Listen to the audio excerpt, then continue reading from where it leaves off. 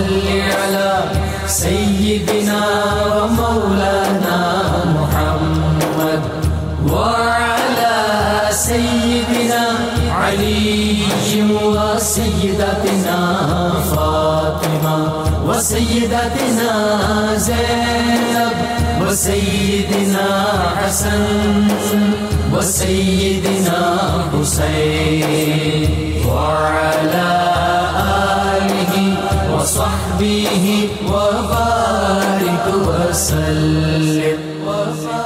الحمدللہ رب العالمین والصلاة والسلام علی سید الانبیاء والمرسلین. اللہم صلی علی سیدنا و مولانا محمد وعلی آلہ وصحابہ وبارک وسلم وصلی علیہ. دنیا کے تمام دیکھنے والوں، تمام چاہنے والوں، تمام پیار کرنے والوں کو، اور جہاں جہاں تک اس وقت میری آواز کو سنا اور مجھے دیکھا جا رہا ہے، جنید اقبال کی جانب سے انتہائی محبت کے ساتھ السلام علیکم. ایک بار پھر ناظرین، آپ کو پر نور صبح نور کے ساتھ میں خوش آمدید کہتا ہوں، اور آئیے چلتے ہیں بلا توقف حضرت ابو انیس محمد برکت علی علیہ رحمہ کی تالیف اسماء النبی الکریم صلی اللہ علیہ وآلہ وسلم سے رسول اللہ صلی اللہ علیہ وآلہ وسلم کا ایک اسم مبارک پڑھنے اور سننے کی سعادت حاصل کرتے ہیں. سیدنا صاحب التوحید صلی اللہ علیہ وآلہ وسلم، ہمارے سردار توحید والے، درود و سلام بھیجے اللہ آپ صلی اللہ علیہ وآلہ وسلم پر، آپ صلی اللہ علیہ وآلہ وسلم کی آل پاک پر، اور صحابہ کرام رضوان اللہ تعالیٰ علیہم اجمعین پر. حضرت عبداللہ ابن عباس رضی اللہ تعالیٰ عنہ سے روایت ہے کہ کریم صلی اللہ علیہ وآلہ وسلم نے حضرت معاذ بن جبل رضی اللہ تعالیٰ عنہ کو یمن کا گورنر بنا کر بھیجا تو انہیں چند نصیحتیں فرمائیں، جن میں سے ایک نصیحت یہ فرمائی کہ اے معاذ رضی اللہ تعالیٰ عنہ، تم ایسی قوم کی طرف جا رہے ہو جو اہل کتاب ہیں. آپ نے سب سے پہلے جس بات کی ان کو دعوت دینی ہے وہ یہ ہے کہ وہ سب اللہ کی توحید کو سب سے پہلے تسلیم کریں اور میری نبوت کا اقرار کریں. ناظرین کرام، آج جو ہم تذکرہ پاک کرنے والے ہیں وہ انتہائی بلند پایا ہستی کا ہے. ایک ایسی ہستی کا ناظرین کہ جن کی بارگاہ میں جانے کے بعد طرز حکمرانی کا تصور ہونا کیا چاہیے یہ ہمیں پتہ چلتا ہے. دنیا انہیں حضرت سلطان شمس الدین التمش رحمۃ اللہ علیہ کے نام سے جانتی ہے. اور آئیے آغاز کر رہا ہوں میں خاص طور پہ وہ لوگ جن کے پاس طاقت ہے، کرسی ہے، اور یقیناً جو طرز حکمرانی کرنا چاہتے ہیں، اس کو سمجھنا چاہتے ہیں، ان کے لیے آج کا موضوع بڑا اہم ہے کہ حضرت خواجہ بختیار کاکی علیہ رحمہ کے وصال پر ناظرین لاکھوں کے مجمع میں جب یہ اعلان کر دیا جاتا ہے کہ خواجہ کی وصیت کے مطابق ان کا جنازہ وہ پڑھائے گا جس نے کبھی تکبیر اولا اور عصر کی سنتیں ترک نہ کی ہو، تو مجمع پر ایک سکوت سا طاری ہو گیا. اتنے میں دیکھنے والوں نے دیکھا کہ جنازے کی امامت کے لیے آگے بڑھنے والی شخصیت کوئی اور نہیں تھی بلکہ وقت کے سلطان حضرت سلطان شمس الدین التمش رحمۃ اللہ علیہ، جو روتے ہوئے یہ اعلان کرتے ہوئے آتے ہیں کہ حضرت خود تو پردہ فرما گئے مگر میرا راز افشا کر گئے. ذہن میں ناظرین رہے کہ اس وقت ہزاروں کی تعداد میں صوفیہ موجود ہیں، اولیاء کرام موجود ہیں، لیکن وقت کا سلطان جو ہے اللہ تعالیٰ نے اس کو منصب عطا کیا کہ انہوں نے حضرت خواجہ بختیار کاکی علیہ رحمہ کا جنازہ ادا کیا، جو کہ مرید ہیں حضرت خواجہ معین الدین چشتی علیہ رحمہ کے اور پیر ہیں بابا فرید الدین مسعود گنج شکر رحمۃ اللہ علیہ کے. متحدہ ہندوستان ناظرین کثیر سلاطین اور فرما روا دیکھے جو تخت اقتدار کے وارث بنے اور گزرتے وقت کے ساتھ تاریخ کا حصہ بنتے گئے. کچھ اقتدار کی حوث کا نشانہ ہوئے، جیسے ناظرین لوگ کرسی کے معاملے میں اجایا کرتے ہیں، اور کچھ عدل و انصاف اور سیاسی و دینی بصیرت کی وجہ سے انمٹ نقوش چھوڑ گئے. سلطان شمس الدین التمش رحمۃ اللہ علیہ سلطنت دہلی کے تیسرے حکمران اور خالدار غلامان کے تیسرے بادشاہ تھے. ایک مدبر سیاستدان، بہادر جرنیل، عادل حکمران، عابد و زاہد اور سخی و رحمدل انسان تھے. کون جانتا تھا ناظرین کہ بھائیوں کے ہاتھوں مثل یوسف علیہ السلام باپ کی آپ کے ساتھ غیر معمولی محبت کے سبب حسد و رقابت میں ایک سوداگر کے ہاتھوں فروخت ہونے والے یعنی غلام بنائے جانے والے ترکستان سے ہوتے ہوئے پہلے غزنی پھر دہلی فروخت ہوں گے اور پھر قطب الدین ایبک کے ہاتھوں 1,00,000 روپے کے عوض خریدے جانے والے اپنی فہم و فراست اور مجاہدانہ کردار کی بدولت نہ صرف فوج کے جرنیل مقرر ہوں گے بلکہ اپنی ہونہاری اور تابعداری کی بدولت قطب الدین ایبک کی دامادی کا مقام بھی پائیں گے. اور پھر ایک وقت ایسا آئے گا ایک وقت ایسا آئے گا کہ خواجہ معین الدین چشتی علیہ رحمہ اور قطب الدین اوشی بختیار کاکی علیہ رحمہ کے فیضان سے سلطنت دہلی کے سلطان بن کر دنیا کے سامنے ابھریں گے. ایسے سلطان ناظرین کہ اگرچہ بظاہر انہیں بادشاہی یعنی حکمرانی سے تعلق تھا مگر دل سے وہ فقیر دوست انسان اور اولیاء کرام کے ایک خادم کی حیثیت سے تھے کہ ایک طرف تو تہجد گزار نمازی تھے تو دوسری طرف فتح مند غازی تھے. کم کھانا، کم سونا اور رات کو عموماً بیدار رہنا یہ آپ کا معمول تھا. رات کو سوتے ہوئے بھی ناظرین اپنی ذمہ داریوں کا اس قدر احساس تھا کہ سوتے ہوئے اگر کبھی آنکھ کھل جاتی تو فوراً اٹھ بیٹھتے تھے، کنویں سے پانی خود نکال کر وضو کیا کرتے تھے، رات کو شہر کا گشت کیا کرتے تھے تاکہ عوام کے جو حالات ہیں اس سے مکمل طور پہ آگاہ رہیں. یہ میں ایک سلطان کی بات کر رہا ہوں ناظرین. اولیاء کرام، علماء کرام، صلحاء سے محبت کرنا، ان کی صحبت حاصل کرنا اور ان کی خدمت کرنا، اسی لیے آپ نے اپنے آپ کو یوں سمجھ لیجئے کہ اپنا سرمایہ حیات اس کو بنایا ہوا تھا. ہندوستان میں تمام سلاطین و بادشاہوں میں آپ جیسی مثال ناظرین ملتی ہی نہیں ہے. یعنی اتنی روشن ترین مثال ہے کہ عوام کی خدمت کرنے کا بھی عجیب اور انوکھا انداز تھا کہ اگر کسی کو کچھ غلہ اور اناج دیتے تھے، اب ذرا غور کیجئے گا آپ کو کچھ باتیں یاد آئیں گی. یعنی میں آپ کو لیے چلتا ہوں ائمہ اہل بیت کی بارگاہ میں، اب وہ ذہن میں رکھیے گا کہ وہ کس انداز سے لوگوں کی امداد کیا کرتے تھے. اور آئیے سلطان شمس الدین التمش رحمۃ اللہ علیہ کی بارگاہ میں کہ عوام کی خدمت کرنے کا بھی عجیب انوکھا انداز تھا کہ اگر کسی کو غلہ یا اناج عطا کرتے تھے تو ہوتا یہ تھا کہ اس کے نیچے کچھ رقم رکھ دیا کرتے تھے اور اوپر گندم ڈال دیا کرتے تھے تاکہ آپ کی سخاوت کسی کے اوپر آشکار نہ ہو. اور ابن بطوطہ نے بیان کیا ہے کہ اب عادل اور صالح تھے، مظلوموں کی داد رسی پر مستعد رہا کرتے تھے. عالم یہ ہوتا کہ آپ نے حکم دے رکھا تھا کہ جس کسی کی داد رسی نہ ہو رہی ہو وہ رنگین کپڑے پہن کر رکھے تاکہ میں اس کی پہچان کر سکوں. یعنی 101 عوام کے ساتھ جو ہے مکمل طور پہ رابطے میں رہا کرتے تھے. انصاف کی یقینی اور بروقت فراہمی کے لیے آپ نے اپنے محل کے بعد 2 سنگ مرمر کے شیروں کے گلے میں موٹی زنجیریں ڈال رکھی تھی اور اس میں گھنٹیاں جو ہے لٹکا رکھی تھیں. گھنٹیوں کی آواز جب مثال کے طور پہ کوئی داد رسی کے لیے آتا، کوئی آ کر سوال کرتا تھا حکمران وقت سے ناظرین، سلطان وقت سے، اور جیسے وہ گھنٹی بجاتا تو آپ خود سائل کی داد رسی کے لیے باہر آیا کرتے تھے اور اس کو فوری طور پر انصاف فراہم کیا کرتے تھے. سلطان شمس الدین التمش رحمۃ اللہ علیہ کے دور کو خلافت راشدہ کا پرتو بھی ناظرین اسی لیے کہا جاتا ہے کہ آپ بھیس بدل کر رعایا کی خبرگیری کرتے تھے، خود کو ظاہر کیے بغیر ضرورت مندوں کی ضرورت کو پورا کیا کرتے تھے اور راتوں کو جاگنا اور عبادت کرنا آپ کا معمول تھا. آپ اپنے خادموں کو تکلیف نہ دیتے تھے بلکہ اپنا کام خود سر انجام دیتے تھے. یعنی بادشاہوں والا آپ کا انداز نہیں تھا. ہمیشہ باوضو رہتے تھے، نیند کم کرتے، رات کو محل میں آہوزاری کیا کرتے تھے. اقتدار سلطنت اپنے ہاتھوں میں لینے کے بعد آپ کو کئی شورشوں کا ناظرین اور بغاوتوں کا سامنا رہا جس میں آپ نے فتح و نصرت پائی، یعنی آپ کو مقدر بنی فتح. تاج الدین یلدوز حاکم غزنی کو شکست دی اور پنجاب اور سندھ تک اپنی حکومت کو ایکسپینڈ کیا اور ناصر الدین کباشا کو بھاگنے پر مجبور کیا. بس آخری جملے 622 ہجری میں ناظرین لکھنؤ اور بہار اور بنگال کو اپنی سلطنت میں شامل کیا. سندھ کے وہ علاقے اور وہ قلعے جن کو فتح کرنا ناممکن تھا، اس جرنیل نے، بہادر جرنیل نے ناظرین ان کو فتح کیا. مختصراً یہ کہ راجپوتوں کی ریاستیں خلجی امرائی، ترک امرائی، دہلی امرائی، فتنہ منگول اور تاتاریوں کی یلغار کو سب کو آپ نے اس کا سدباب کیا اور اس کو ختم کیا. آخری جملہ ادا کر رہا ہوں ناظرین کہ کیوں نہ ہوتا طرز حکمرانی کے اندر اللہ کا خوف تھا. اور دوسری بات اولیاء کرام سے وہ تعلق تھا کہ خواجہ معین الدین چشتی علیہ رحمہ کی نظر کرم بھی آپ پر تھی، حضرت قطب الدین اوشی بختیار کاکی رحمۃ اللہ علیہ کی نظر کرم بھی تھی اور بابا فرید الدین مسعود گنج شکر رحمۃ اللہ علیہ کی نظر کرم بھی تھی.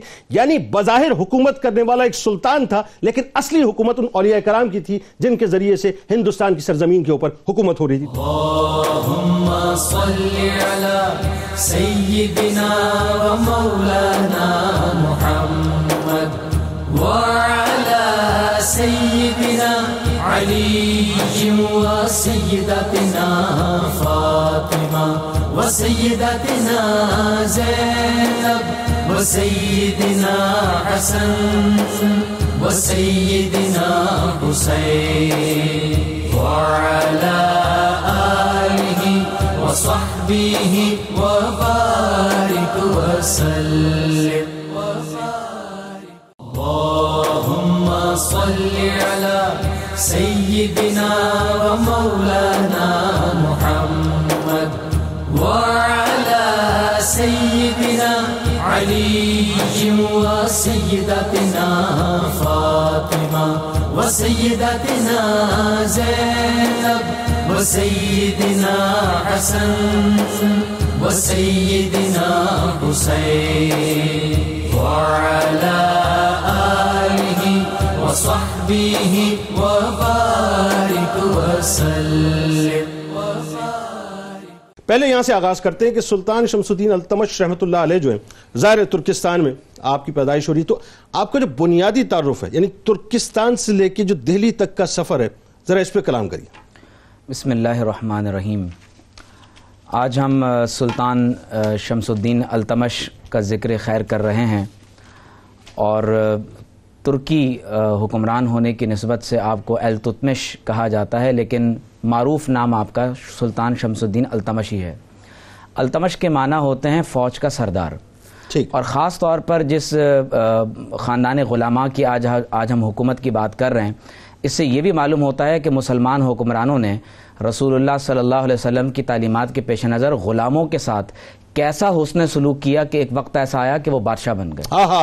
آپ دیکھیے کہ بڑا کمال نکتہ ہے. آپ دیکھیے کہ خاندان غلاماء میں یہ جو حکومت ہے دہلی کی سلطنت، یہ 602 ہجری سے لے کر 686 یا 89 ہجری تک پہنچتی ہے، جو عیسوی کے اعتبار سے 1206 سے لے کر 1290 تک کا تقریباً 84 برس کا عرصہ بنتا ہے. اور اس میں 10 حکمران ہیں جو خاندان غلاماء کے اندر حکومت کرتے رہے.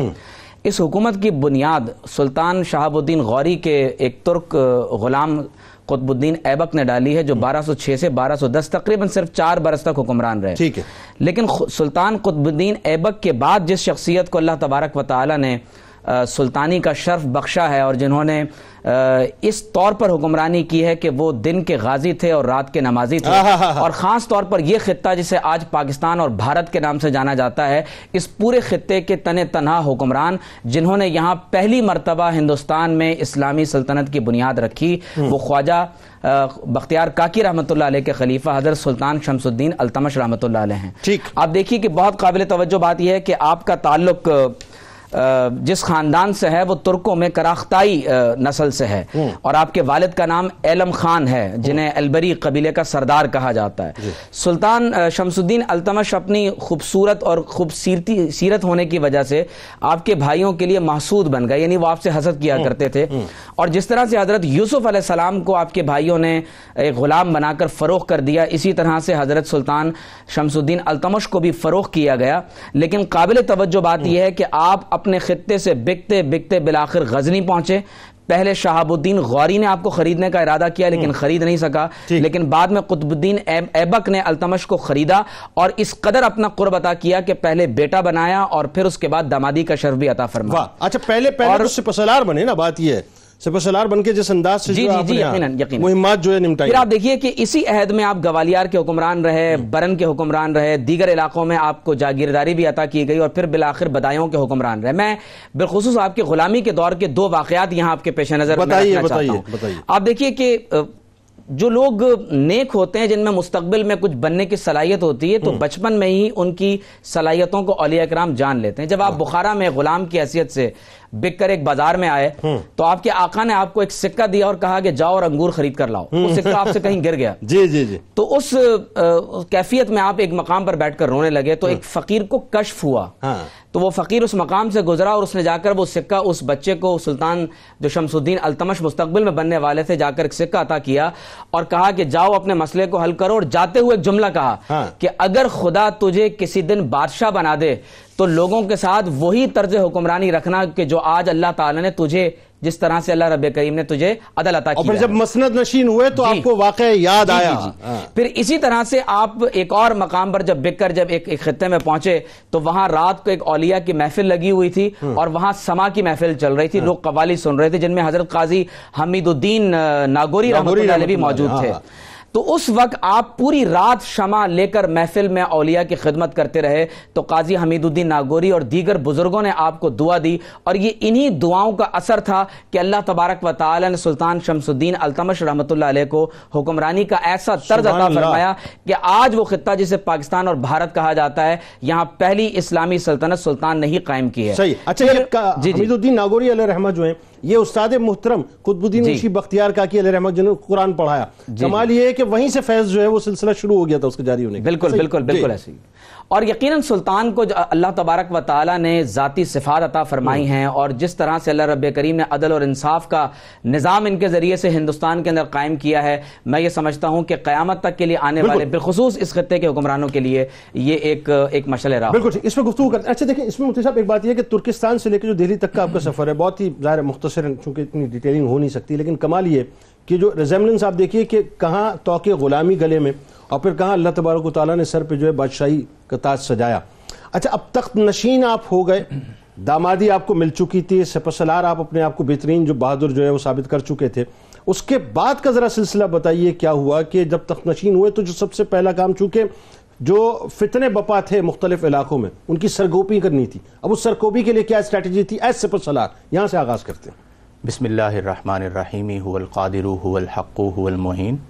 سلطان شمس الدین التمش رحمۃ اللہ تعالی علیہ، جنہیں یوسف ترکستان بھی کہا جاتا ہے، آپ کے حسن ظاہر کی وجہ سے بہت حسین، اور ظاہر پر باطن کا اثر آتا ہے، تو کچھ ایسی صفات تھیں جو اللہ نے آپ کو عطا فرمائی. بالکل ایسے. آپ کے سوال کے جواب کے لیے ایک بات میں عرض کرنا چاہوں گا، وہ یہ کہ 3 صفات ایسی ہیں کہ جو انسان کو بطور حکمران اللہ کی طرف سے ودیعت کی جاتی ہیں. نمبر 1 شجاعت، نمبر 2 عدالت، اور نمبر 3 سخاوت. اور یہ 3 صفتیں وہ ہیں جنہیں اللہ تعالیٰ نے آپس میں مربوط رکھا ہے. یعنی شجاعت ہوگی تو عدالت ہوگی، کیونکہ اللہ تبارک و تعالیٰ بزدل کو عادل نہیں بناتا، وہ ڈرتا ہے. اور عدالت ہوگی تو سخاوت ہوگی، کیونکہ اللہ تبارک و تعالی ظالم کو سخی نہیں بناتا. تو آپ رحمہ اللہ کی زندگی میں اگر ہم دیکھتے ہیں جب آپ کا تخت نشین ہونا ہے تو اس میں بنیادی طور پر یہی 3 صفات ہیں کہ آپ شجاع یعنی بہادر ہیں، آپ عادل ہیں، اور آپ سخی ہیں. سبحان اللہ. اور ان چیزوں کو قطب الدین ایبک بخوبی جانتے تھے، چونکہ آپ کو بیٹی دی تھی، آپ کو آزاد کیا تھا، اور آپ کی صفات سے واقف تھے. بالکل ٹھیک. جب ان کا انتقال ہوا تو ان کے انتقال کے بعد ان کی سلطنت میں شورشیں شروع ہو گئیں، اور ان کا بیٹا پہلے تخت پر بیٹھا تھا، لیکن اس میں یہ صلاحیات نہ تھیں کہ ان شورشوں کو وہ ختم کر سکتا اور ان کی سرکوبی کر سکتا. تو اس کے 1 سال کے بعد یہ حالات پیدا ہوئے کہ آپ رحمہ اللہ تخت نشین ہوئے. گویا کہ حقیقتاً جو سلطنت قائم ہوئی تھی اس کو آگے بڑھانے کے لیے آپ کا انتخاب ہوا. یعنی اگر یہ کہا جائے تو غلط نہ ہوگا کہ ہندوستان میں باقاعدہ پہلی اسلامک سلطنت جو ہے، اسلامک اسٹیٹ جو ہے، اس کا قیام آپ نے کیا، اور اس میں جو صفات چاہیے تھی وہ اللہ نے آپ کی ذات میں رکھی تھی. اور وجہ یہ تھی کہ آپ منظور اولیاء تھے، جو آپ نے بات کی منظور اولیاء تھے، اور انہی منظور اولیاء ہونے کی وجہ سے آپ وہ بادشاہ تھے جو بیک وقت سکندر بھی تھے اور قلندر بھی تھے. اور دونوں صفات آپ کی ذات میں نظر آتی تھی کہ ایک جہت سے دیکھتے جب تخت پر بیٹھے ہوتے تو سکندر ہوتے، اور رات کو دیکھتے مسلح پر بیٹھے ہوتے تو قلندر. مطلب وہ جیسے مفتی صاحب نے فرمایا تھا کہ رات کی نمازی اور دن کے غازی تھے. اب جب اس کے بعد آپ تخت نشین ہوئے تو سب سے پہلا جو مرحلہ تھا وہ یہ تھا کہ آپ کے خلاف اندر سے بغاوت شروع ہوئی. تو اب پہلا مرحلہ یہ ہوتا ہے کہ جو اندر سے بغاوت شروع ہو جائے اسے ختم کیا جائے.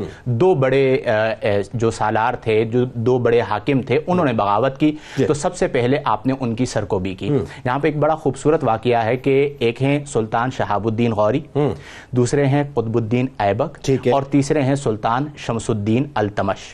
ہوا یہ کہ سلطان شہاب الدین غوری گکھروں کے خلاف جنگ کے لیے غزنی سے تشریف لائے پنجاب. جب آپ تشریف لائے تو آپ کے حکم پر خواجہ قطب الدین ایبک بھی آ گئے، اور جب ان کی خبر پہنچی تو سلطان شمس الدین التمش بھی آ گئے. اب یہ تینوں حضرات وہاں پر موجود ہیں اور جنگ شروع ہوئی. اب ہوا یہ کہ جو گکھر لوگ تھے وہ دریا کے اس پار تھے، اور شہاب الدین غوری جو ہے ان پر کما حقہ حملہ نہیں کر پا رہے تھے.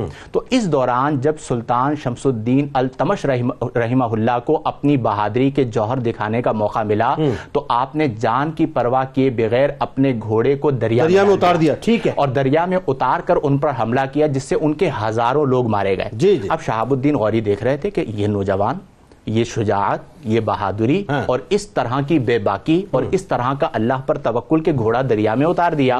تو انہوں نے تعریف کی قطب الدین ایبک سے اور بہت سارے تحائف دیے اور کہا کہ اب اسے ابھی تک آزاد نہیں ہوئے تھے, اب آزاد ہوئے کہ قطب الدین ایبک سے کہا کہ تم اسے آزاد کر دو, اور قطب الدین ایبک رحمہ اللہ نے آپ کو آزاد کر دیا. پھر اس کے بعد آپ نے جیسا کہ ذکر کیا کہ یلدوس کو آپ نے شکست فاش دی, اسی طرح تاج الدین یلدوس کو شکست فاش دی, ناصر الدین قباچہ کو شکست فاش دی.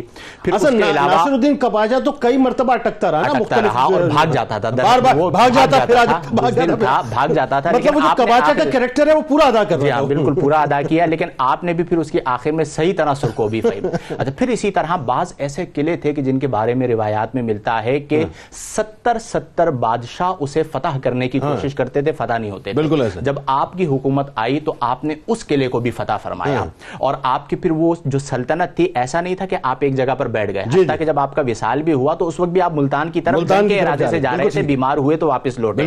تو جب تک آپ حیات رہے تقریباً 26 سال آپ نے حکومت کی, اور اس 26 سال کے عرصے میں آپ نے زمین پر اللہ کی حکومت کو پھیلایا اور ہر طرف اسلام کا پرچم لہرایا, جس میں بہار بھی آ گیا, لکھنؤ بھی آ گیا, اور پھر یہ حکومت پھیلتے ہوئے بنگال تک پہنچی. اور گویا کہ پورے روئے زمین پر, خالی ہندوستان کی بات نہیں ہو رہی, پوری روئے زمین پر یہ بات ہوا کرتی تھی کہ مسلمانوں کا ایک حکمران آیا ہے جس کا نام شمس الدین یعنی دین کا سورج ہے, اور اس کی وجہ سے اسلام کو عروج اور ترقی ملی. مطلب اس وقت یہ کہا جا سکتا تھا کہ اگر کوئی پوچھے تو کہہ دینا کہ التمش آیا ہے, تب مزہ ہے نا. اچھا, بات یہ اب ذرا سے یہ بتائیے ڈاکٹر صاحب کہ وہ ہے نا کہ یہ وہ میں اگر تھوڑا سا وہی بات ہے کہ فلیش بیک میں چلا جاؤں تو وہی بات ہے حضرت عمر فاروق رضی اللہ تعالیٰ عنہ کا دور, حضرت ابوبکر صدیق رضی اللہ تعالیٰ عنہ کا دور, کہ وہ ایک طرف تو نمازی تھے, دوسری طرف فتح مند غازی تھے, ایک طرف وہ متقی و پرہیزگار تھے, دوسری طرف وہ ارتقاء کے پیشوا اور تمدن کے پروردگار تھے,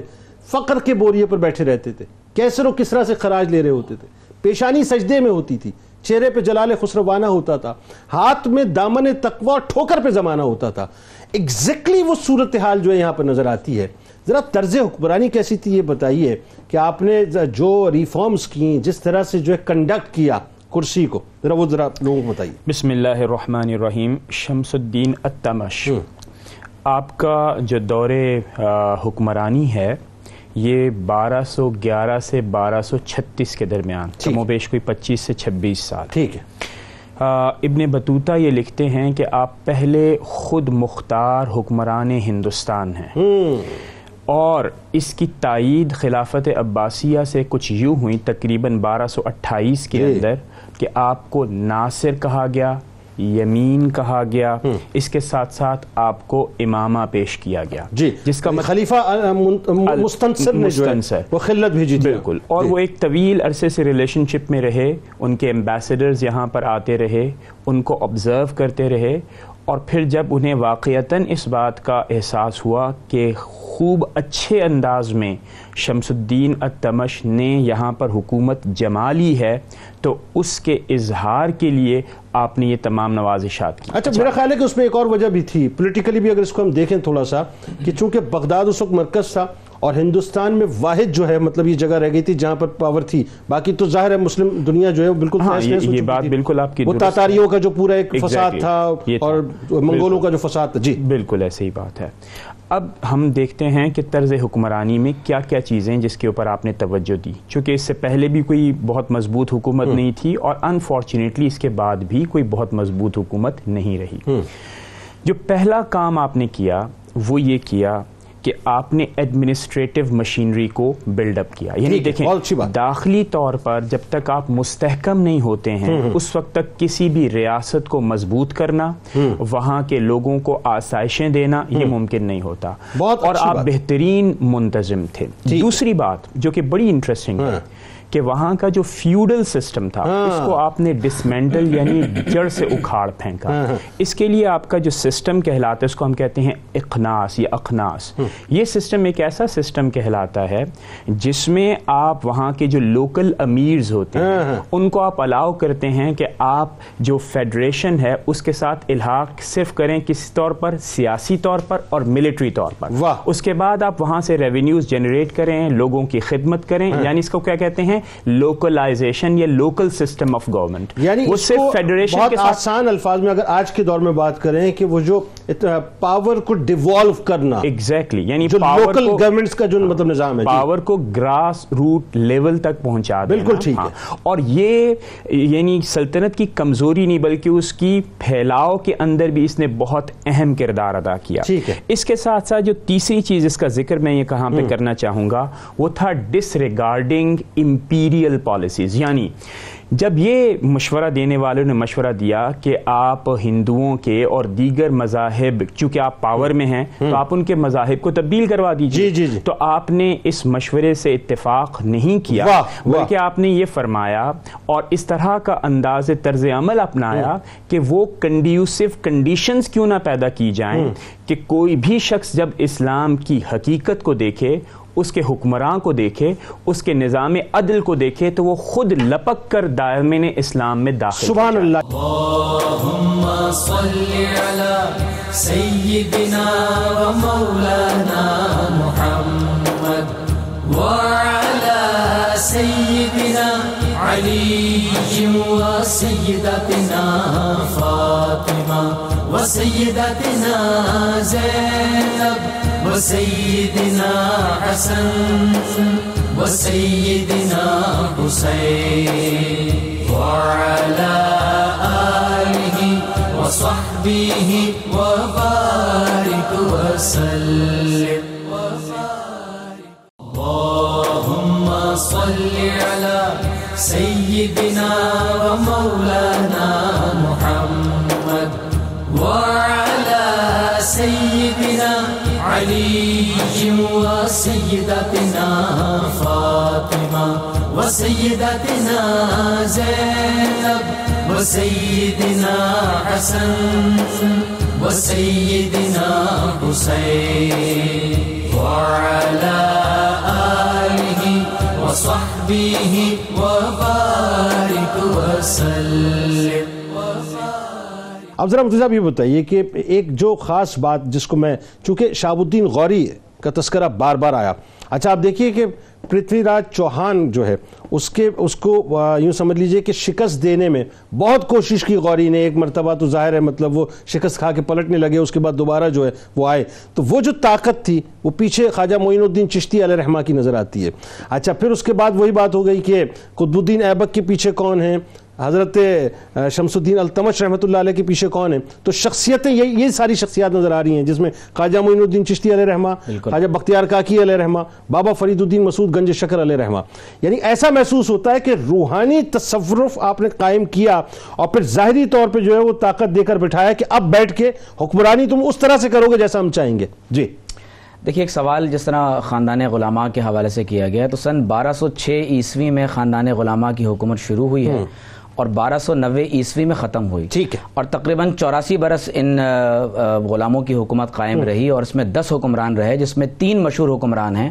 ایک سلطان قطب الدین ایبک, سلطان شمس الدین التمش اور غیاث الدین بلبن. یہ تینوں ایک دوسرے کے غلام رہے ہیں. یعنی آپ اس کو سمجھ لیں کہ شہاب الدین غوری کے پاس رہے قطب الدین ایبک, قطب الدین ایبک نے خریدا التمش کو اور التمش نے خریدا بلبن کو. واہ. اچھا اس کا مطلب یہ ہو گیا کہ وہی بات ہے, وہ جو 98% کی ریپرزنٹیشن والی بات آ گئی ہے نا, کہ وہ 2% طبقے کو اگر آپ نمائندگی دے دیں گے تو اشرافیہ کے ہاتھ میں سارا معاملہ رہے گا. جو نیچے سے اٹھ کے آئے گا پھر وہ طرز حکمرانی بتائے گا وہ کیا ہے. جی اب آپ یہ دیکھیے کہ خاص طور پر جب یہ ہم بات کر رہے ہیں کہ حضرت سلطان التمش علیہ رحمہ کی ڈرائیونگ فورس کیا ہے اور وہ کس انداز سے ایک اسپریچول ڈائمنشن سے پورے ہندوستان پر حکومت کرتے چلے جا رہے ہیں, تو یاد رکھیں کہ 3 صفات جس طرح مفتی صاحب نے عرض کی کہ جب 3 صفات کسی حکمران میں شامل ہو جائیں تو عہد خلافت راشدہ یاد آ جاتا. نمبر 1 وہ روحانی طور پر بھی امام ہو, وہ اپنے وقت کا عالم اور فاضل بھی ہو, اور پھر اس سے آگے بڑھ کر وہ سیاسی مدبر اور مجاہد فی سبیل اللہ بھی ہو.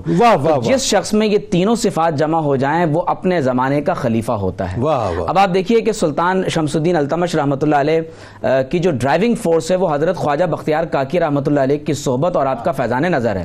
ہمیں تاریخ میں یہ بات ملتی ہے کہ جب آپ دہلی تشریف لائے حضرت سلطان شمس الدین التمش علیہ رحمہ نے آپ کو آپ کی شایان شان آپ کی پذیرائی کی ہے, لیکن حضرت خواجہ بختیار کاکی رحمۃ اللہ علیہ نے دربار سے تعلق کو ناپسند کیا ہے.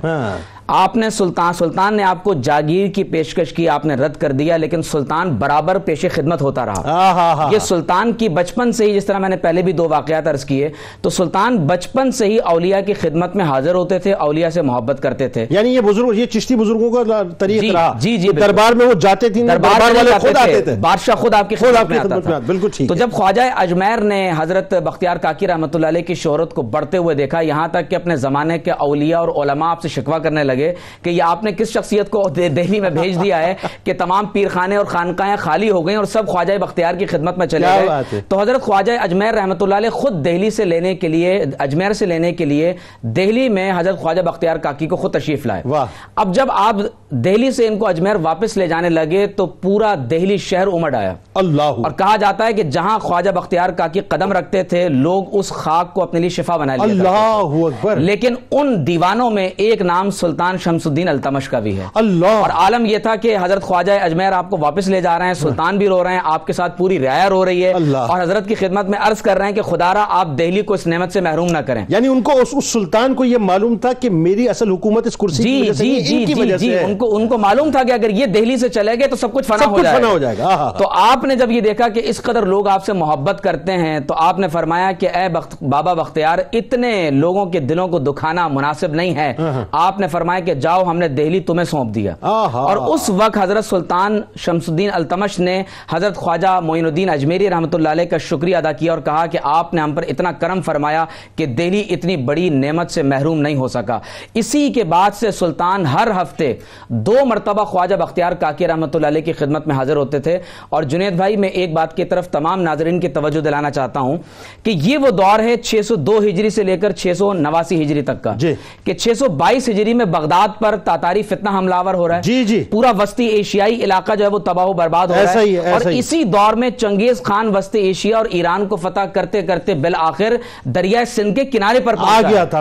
اگر خواجہ بختیار کاکی رحمۃ اللہ علیہ نے سلطان شمس الدین التمش کی روحانی اعتبار سے مدد نہ کی ہوتی تو آپ یقین جانیں کہ یہ خطہ بھی تباہ و برباد ہو چکا تھا۔ اس میں ایک اور بات بھی ہے کہ وہی بات ہے کہ آپ کو یہ بھی ظاہر ہے، مطلب آپ ہی کا حکم ملا نا کہ وہ جو غزنی سے جب وہ خوارزم چلا ہے، کیونکہ ظاہر شکست وہاں پہ ہوئی تھی چنگیز خان کے ہاتھوں، تو اگر وہ خدا نہ خواستہ اس کو ویلکم کر لیتے اور کمک بھیجتے تو صورتحال مختلف۔ آپ نے وہاں بھی اپنے آپ کو پیچھے رکھا۔ دیکھیے، خوارزم شاہ نے بھی اسی طرح کی ایک بے وقوفی کی تھی کہ اس نے چنگیز خان کے ایک ایمبیسڈر کو قتل کیا اور بالآخر اس نے خود منگولوں کو اپنی سلطنت پر یعنی حملے کی دعوت دی۔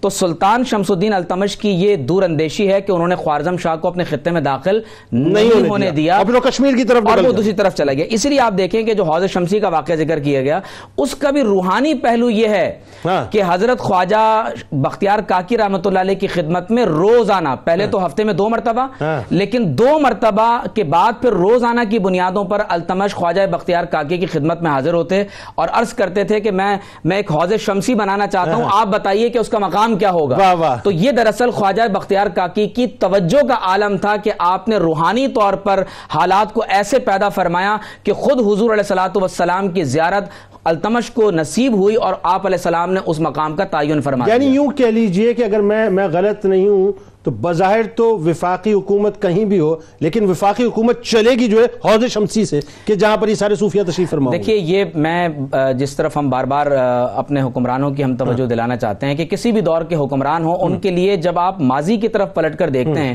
تو جہاں ہمیں ظالم اور جابر حکمران نظر آتے ہیں، ان میں ایسی شخصیات، التمش جیسی شخصیات بھی موجود ہیں کہ جنہوں نے اولیاء کے در پر حاضر ہو کر، اور اصل یہ اور زندہ اولیاء کے پاس حاضر ہو کر، ہمارا معاملہ یہ کہ ہم صرف قبروں پر جاتے ہیں، لیکن زندہ اولیاء کے پاس جا کر انہوں نے ان سے طرز حکمرانی سیکھا ہے، اور یہ انداز سیکھا ہے کہ کس طرح سے عقل اور قلب کی قوتوں کو ملا کر حکمرانی کی جاتی ہے۔ بات یہ کہ وہ تو بہرحال ایک دور تھا، وہاں اتنا کمیونیکیشن نہیں تھا، اتنا یوں کہہ لیجئے فتنہ و فساد اس اعتبار سے نہیں تھا۔ آج تو صورتحال بڑی مختلف ہے نا، آج تو ٹیکنالوجی کا دور ہے، آج تو معیشت کی بمبارڈمنٹ کا دور ہے، آج تو صاحب روپے پیسہ ذرا سے اوپر نیچے ہوتا ہے تو معیشتیں جو ہے گھٹنے ٹیک دیتی ہیں۔ آج کا دور تو کرونا وائرس کو ایک مقصد کے تحت انڈکٹ کرنے کا اور اس سے اپنے مقاصد کے اصول کا دور ہے نا، بات یہ۔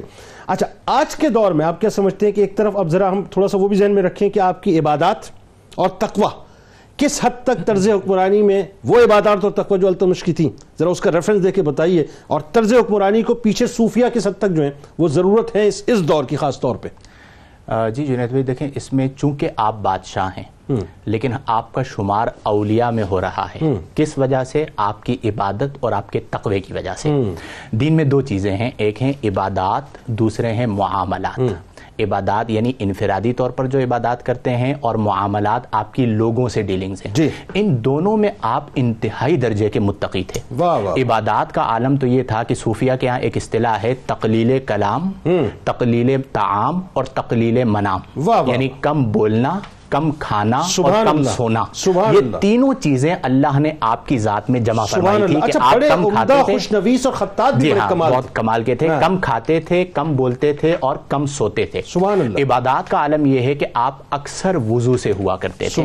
عبادات کا عالم یہ ہے کہ آپ سوتے ہوئے اچانک جاگ جاتے اور پھر جا کر مصلی پر نماز کے لیے کھڑے ہو جایا کرتے تھے. اس سے بڑھ کر عبادات کا عالم کیا ہوگا جس واقعے کی طرف آپ نے اشارہ کیا کہ خواجہ قطب الدین بختیار کاکی رحمہ اللہ نے وصیت فرمائی کہ میرا جنازہ وہ پڑھائے جس میں 4 باتیں پائی جائیں. وہ 4 باتیں کیا ہیں؟ پہلی چیز جس کی تکبیر اولا کبھی قضا نہ ہو، دوسری چیز جس نے کبھی تہجد نہ چھوڑی ہو، تیسری چیز جس نے عصر کی سنتیں نہ چھوڑی ہوں، اور چوتھی چیز جس کی نظر کبھی برے ارادے سے غیر محرم پہ نہ پڑی ہو. اللہ اکبر. اب سکوت طاری ہو گیا کہ ایسا شخص کون ہے، اور پھر بالآخر آپ رحمہ اللہ، شمس الدین التمش رحمہ اللہ جو ہے وہ صفوں سے باہر آئے اور آپ دیدہ ہو کر آپ نے یہ جملہ کہا کہ حضور آپ خود تو خواجہ قطب الدین بختیار کاکی رحمہ اللہ سے تشریف لے گئے لیکن میرے راز کو فاش کر دیا. اللہم صلی علی سیدنا و مولانا محمد وعلی سیدنا علی و سیدتنا فاطمہ و سیدتنا زینب و سیدنا حسن و سیدنا حسین وعلی آلہ و صحبہ و بارک وسلم. اللہم صلی علی سیدنا و مولانا محمد وعلی سیدنا علی و سیدتنا فاطمہ و سیدتنا زینب و سیدنا حسن و سیدنا حسین وعلی آلہ و صحبہ و بارک وسلم. اچھا اب یہ بتائیے جو اصل بات ہے، جو میں یہ ساری گفتگو کرنے کا مقصد کہ مسلم ورلڈ اس وقت ظاہر تقریباً 57 اسلامک ممالک ہیں. اب یہ اسلامی ممالک میں جو طرز حکمرانی ہے اور جو طرز حکمرانی جس کو ہم ڈسکس کر رہے ہیں شمس الدین التمش علیہ رحمہ، زمین اور آسمان کا فرق محسوس ہوتا ہے. ڈاکٹر صاحب ذرا یہ کمپیریزن تو بتائیے صاحب، کیا ہے کہ کوئی کمپیریزن بنتا ہے یا کچھ سیکھنا چاہیے؟ بالکل بہت لرننگ ہے جنید بھائی، بہت لرننگ بھی اور الارمنگ بھی ہے، میں آپ کو بتاؤں. اور ظاہر ہے اگر کمپیریٹیولی دیکھا جائے کہ جو چیزیں آج ہمارے پاس موجود ہیں اور جتنی محبت اور جس طرح اسلامک ورلڈ پھیلا ہوا ہے تو ہمارے پاس بہت زیادہ مواقع ہیں. اچھا سب سے پہلے تو میں ایک فکری لحاظ سے بات کروں گا کہ فکر میں کہاں تضاد آپ کو نظر آتا ہے. حضرت شمس الدین التمش کی فکر میں آپ کو نظر آتا ہے کہ حقوق اور خیر اس میں تفریق نہیں ہے. اب اس کو میں انٹرپریٹ کرتا ہوں کہ آج کل کے دور میں جس کو ہم کہتے ہیں کہ ماڈرن لبرل پولیٹیکل تھاٹ کے اندر جس بات کو پہنچایا جاتا ہے، جس بات کا پروپیگنڈا کیا جاتا ہے، وہ یہ کیا جاتا ہے کہ لوگوں کو آپ حقوق دے دیں اور خیر کا فیصلہ ان کے ہاتھ میں چھوڑ دیں.